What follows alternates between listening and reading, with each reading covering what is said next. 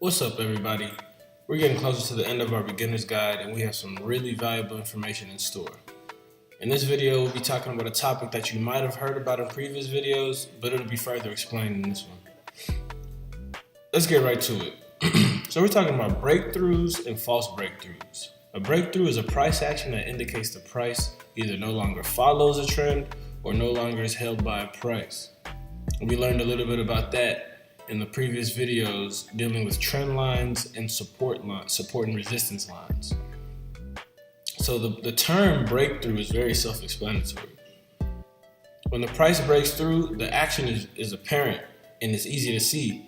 The tough part about recognizing a breakthrough is interpreting when it actually properly breaks through.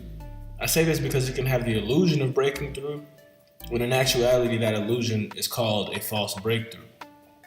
So ultimately, time and price action will let you know if it's a breakthrough or not, but to know as soon as possible is the goal. So when looking at breakthroughs in the past, there are a couple actions that must happen before the term breakthrough can be applied to the price action. If the price is approaching an upper trend line, just like here, and it goes through it, we can look at either the last point the line crossed the upper trend line, for example, this point right here. If this is the upper trend line, let me thicken it for you guys. So this is the upper trend line right here.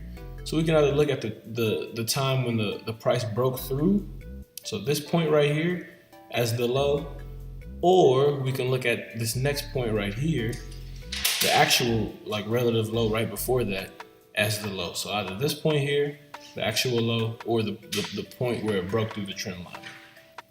With that being said, what we want to see is a high after that. So let's look at this point here. We want to see this here as the low, and then we want to see a high after that. So you know this is a high because it went from increasing price to decreasing price. So you know this is a high. And then after that, we want to see another low, and this is a low here because you see the price decreasing and then it increases again. So this is a low, followed by a higher high. So this right here is showing a false breakthrough from this point here. So it comes down here. This is our low line. It breaks through, gives us a high. The next low has to be a higher low. In this case, you can see it's a lower low if you follow this line all the way across. This low is lower than this low. It needs to be a low but higher, and it needs to be followed by a high that's higher than the past high. This high isn't higher than the past high. That's why you see the price drop right back down below it. It wasn't strong enough. Now, what we could do is we could look at this point here. Let's see if this is a breakthrough. Our initial low is here. On this day, we have our initial low. Then we have our next high up here. Then we have another low, but this low is higher. And then another high, but this high is also higher. And then you see it shows a breakthrough. It's a true breakthrough. In this case, low, high. This low was lower. This high was lower. So it wasn't a true breakthrough because the price came back down. It was a false breakthrough. But the next breakthrough was an actual breakthrough. So if you see that specific price formation, you'd be hard pressed to find it to be a false breakthrough. The same follows for a price drop that meets the lower trend line.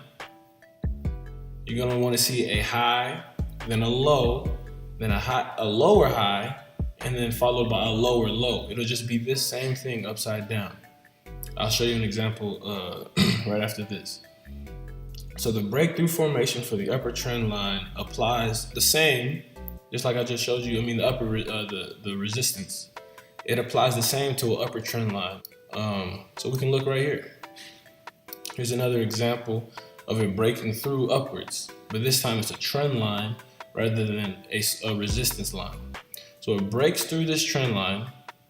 This is our low, and we found a high, or we can count this as a low, whichever one. Most of the time you want to count the actual low though. So we can count this as a low, then this is the next high, and this is the low, and this is the next high. So that's a true breakthrough. But something like this, after this point, and you see 1, 2, 3 more greens, okay, you can count that as a breakthrough. It's probably not going to come back down. But to be 100% sure, on this day, you'll know, okay, bet this trend is no longer on this.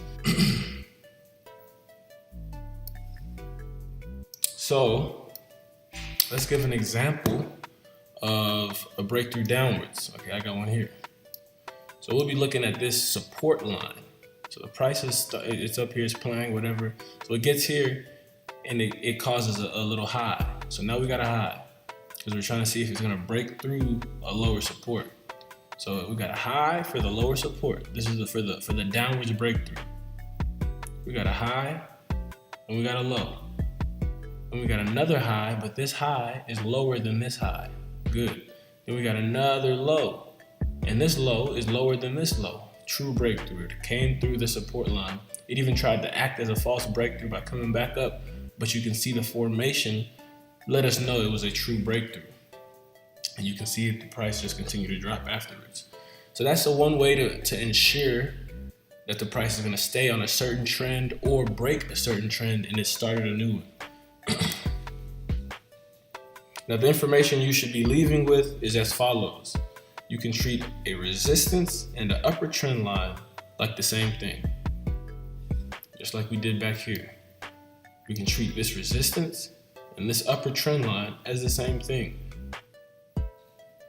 We're going to want to see a low, a high, a higher low, and a higher high. And when dealing with supports and lower trend lines, you're going to want to treat those as the same thing and look for a high to a low, then a lower high, and then a lower low, just like over here. These grouped with the lessons taught in the earlier videos inch you much, much, much closer to being the best trader you can be. So y'all continue to tune in so that you can be the best trader that you've always wanted to be. And don't forget to like, subscribe, and comment, and more will be coming your way.